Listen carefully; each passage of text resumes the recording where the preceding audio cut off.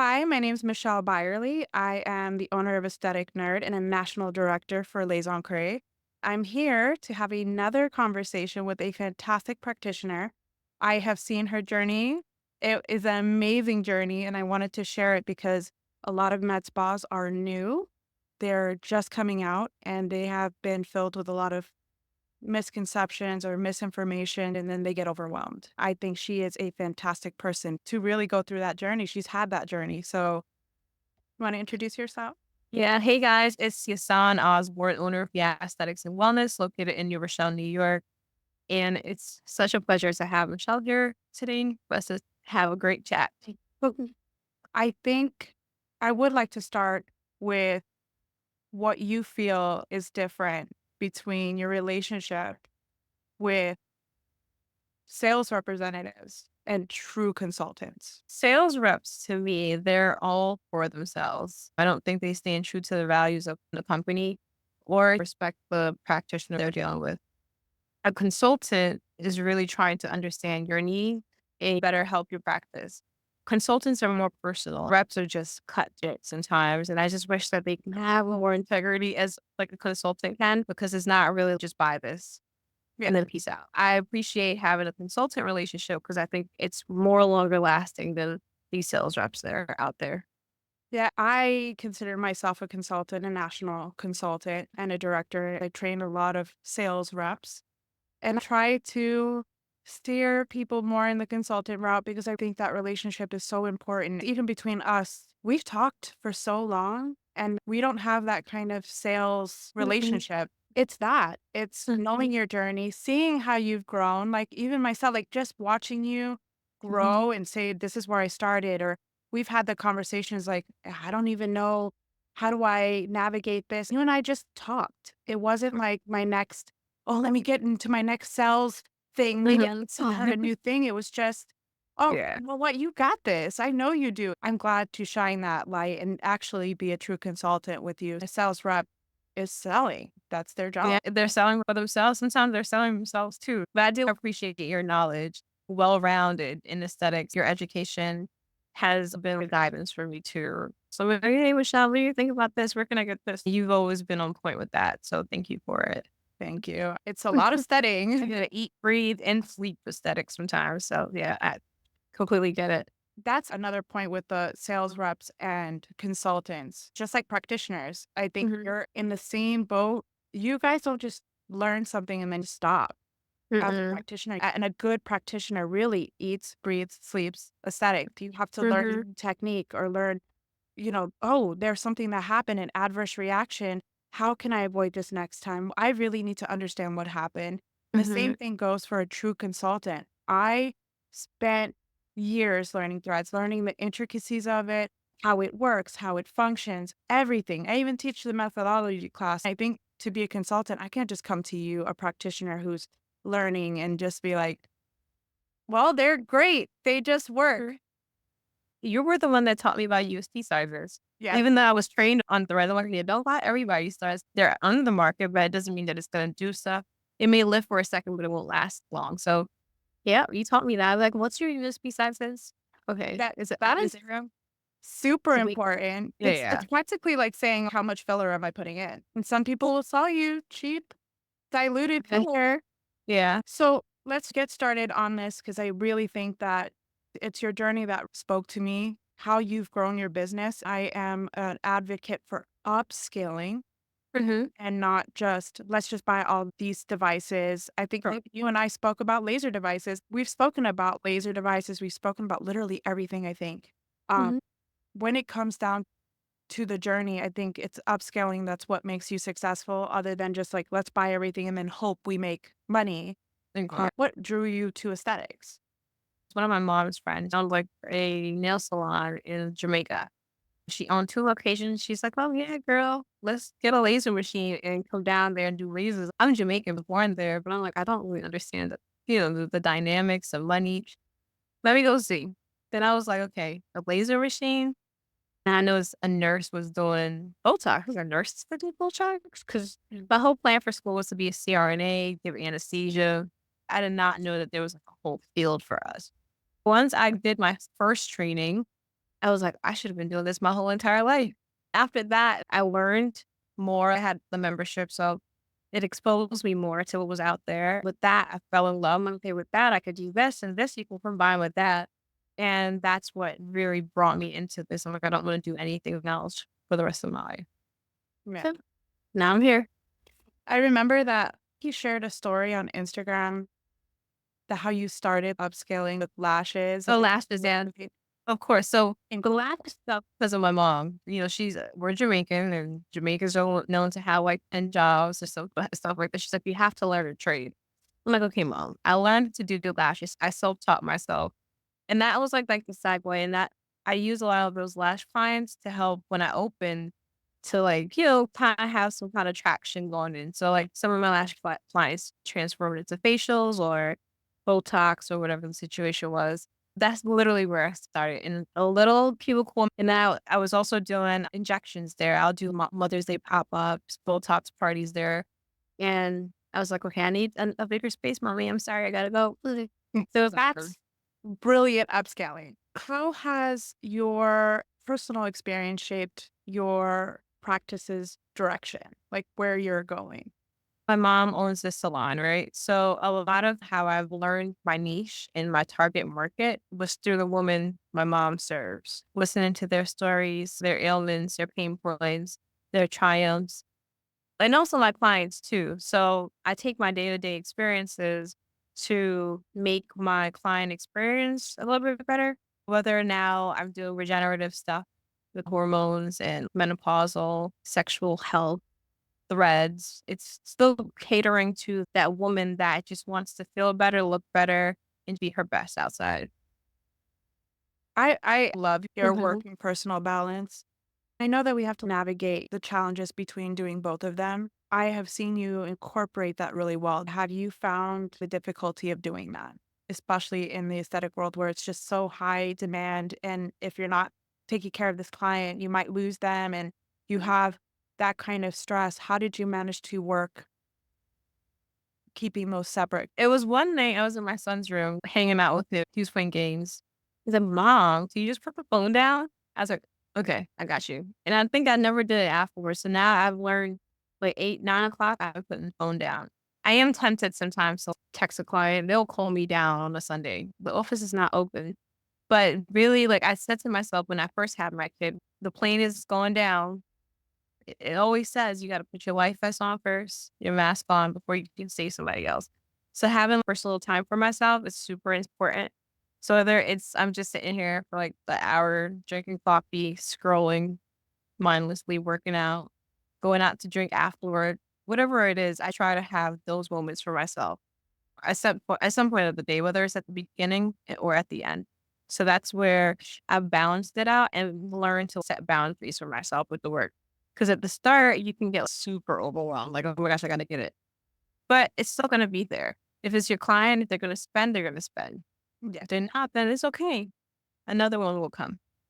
What kind of advice would you give to someone who just says it's too hard, it's overwhelming, I can't see myself making that time? My CPA taught me this because time management is also one of the things that I used to struggle with. It's like setting like 4 goals for the day, maybe 2 personal, 2 business.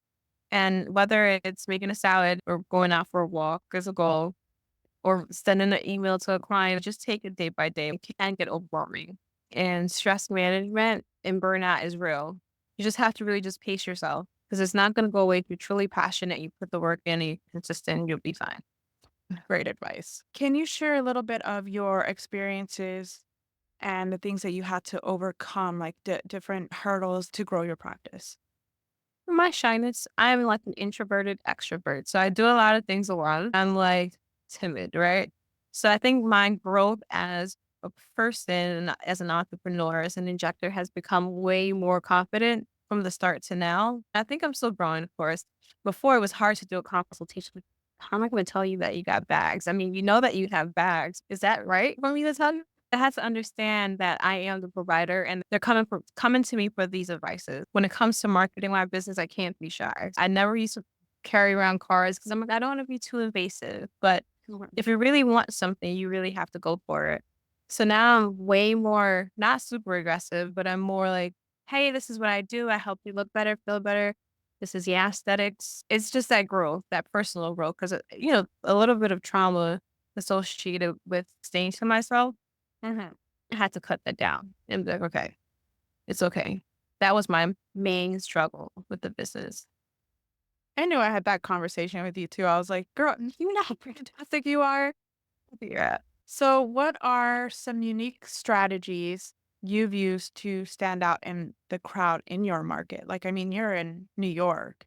So, how did you stand out? So I believe that I stood out by the way that I talk to my clients and my market. I like to say that I specialize in threads. And I don't have a laser machine as of yet, right? But threads is one of the things that I really love doing, and kind of like creating a market around that, like figuring out who my clients were and kind of like sticking to it. So I positioned myself as like, I think I talk about threads more than anything on my page. I think a lot of people are like Botox, fillers, but in my area, it's not really like the PDO Threads place. So it's really just trying to become an expert in, or the go-to place is how I position myself.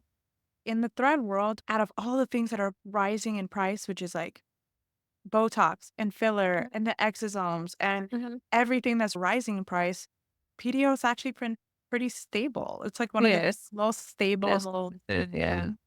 material out there. True. And it does so much. It does systems so versatile. Yeah. That's one of the things I always find unique. I have clients who are like, well, I don't know. And I'm like, that's the most stable Mhm. Mhm. material. It innovates without the price. Skyrocketing. Even the liquid PDO, which I think you and I have tried. Yes. Or The liquid PDOs is so reasonably priced, and it's very good. right? Why did you choose to incorporate PDO? So, PDO Threads, I called myself, right, a mini surgeon. I wanted to be a trauma surgeon since I was a kid. Very obviously that didn't work out. So when I got trained on it, I was like, doing it underneath someone's skin, lifting, transforming, sculpting. And that's why I did it. That's been one of my favorite things to do. It's transformed my practice because it's the ROIs on it, one, besides that, is very good. Second, I feel like it truly lifts. I like to see my clients a year or two after to see their really work. And granted, not everyone's a candidate for it, but Mhm. those who are, it works amazing. And you can upsell other things. You can do threads and you say, okay, you need Botox. Because not only that, threads lift, if you have a volume deficit, you have to fill. So now you have threads, you lift, eye filler, tox. I love it. For those who, because I'm sure you get the client that comes in that pretty much says, like, I heard threads are just scary. I heard they're bad. Like, can I just get filler and Botox? And I'm so afraid of threads. How do you Mhm. navigate through that? How do you explain it to the patient? I have a lot of videos of my clients doing it, and I'm doing it to the clients. When I show them the videos, it's not that bad. I really take my time. Pain management is like make you comfortable is very important. Because when I started off, it was like, you're brand new, so you're probably not understanding how to fully anesthetize someone. But a lot of them get comfortable, and it's just how I speak to them. You can really lift because we can fill where we're going to put too much filler in there, but instead we could just sculpt it with the threads versus adding all that additional stuff. Plus, you get the biostimulating effects of it with the collagen production. It's how you market it and how you sell it to transition them. I do more threads than fillers, which is Good. That's another thing that I tell people. There's a limit to filler. Mhm. There's a Mhm. limit. And then you have to like dissolve it Mhm. if you can, but Yeah, there's a limit. With correct. oh, it's unlimited. You can keep Mhm. doing threads and keep doing threads, and your face is just gonna look better and better. Better, I exactly. I have done just the serum, and Mhm.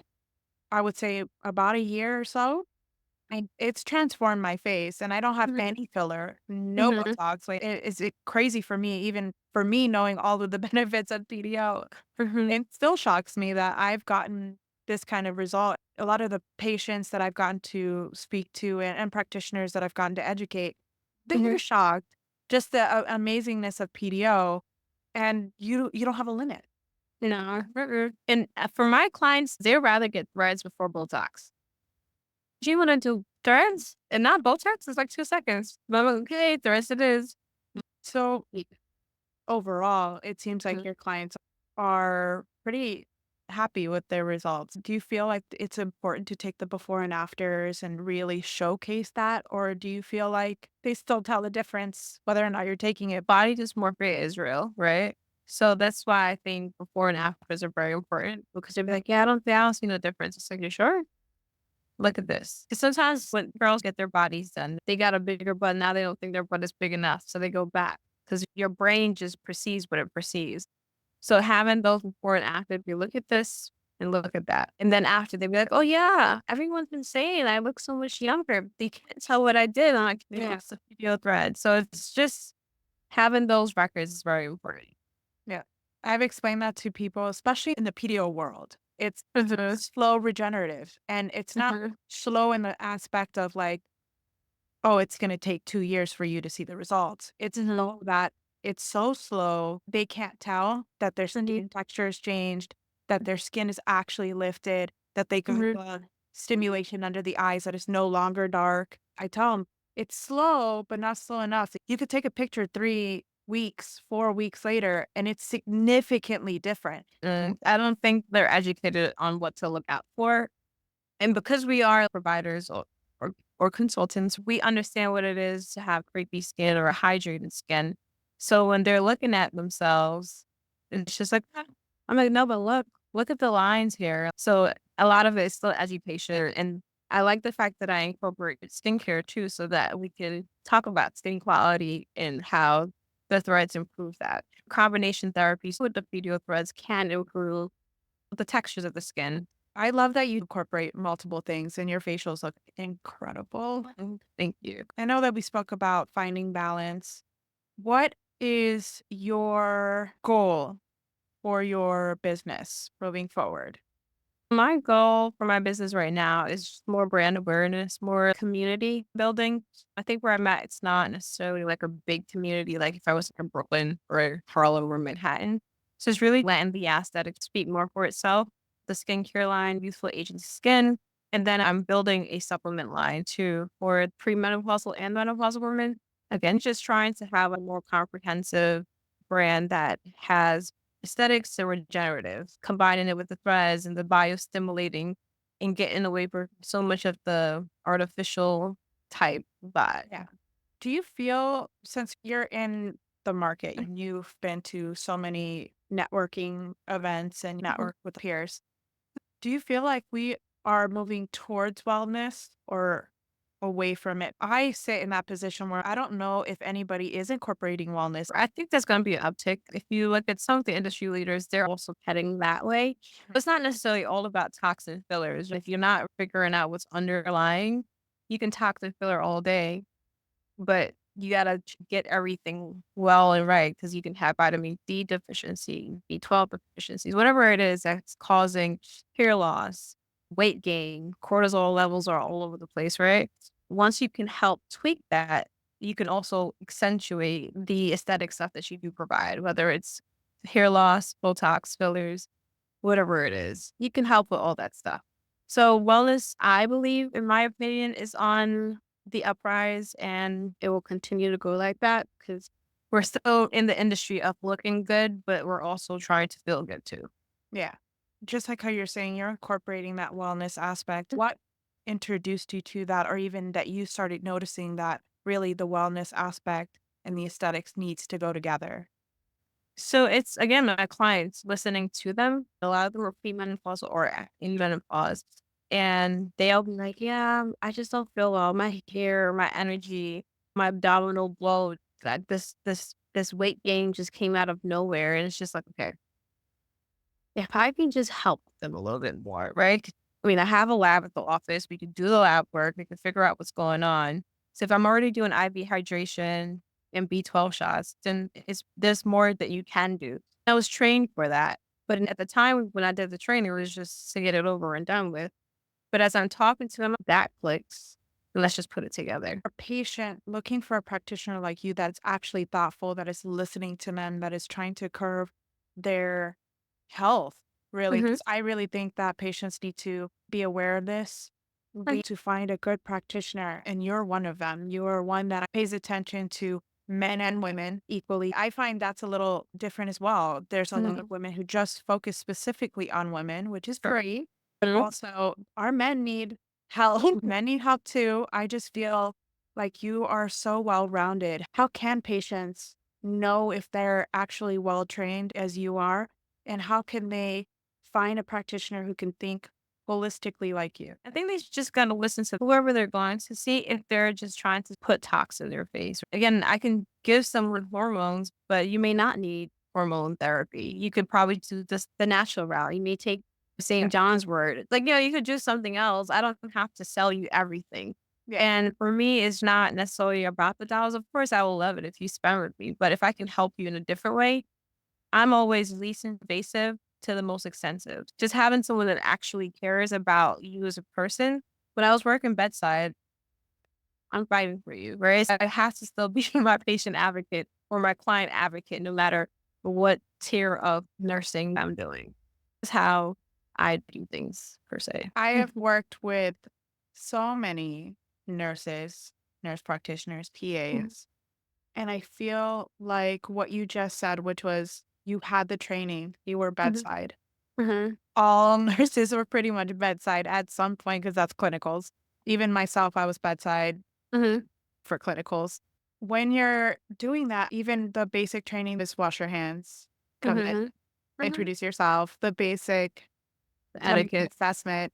Mhm. One of the things that's lost is remembering that you have that training to go back to being your patient's advocate and going Mhm. back to assessing. That's the basic assessment that Mhm. you are trained to do. They forget that because now they're in aesthetics. They're just like, well, now I'm going to do something completely Important. different when Mhm. that base is still there and it's super important. So I really enjoy the fact that you said that I have that training.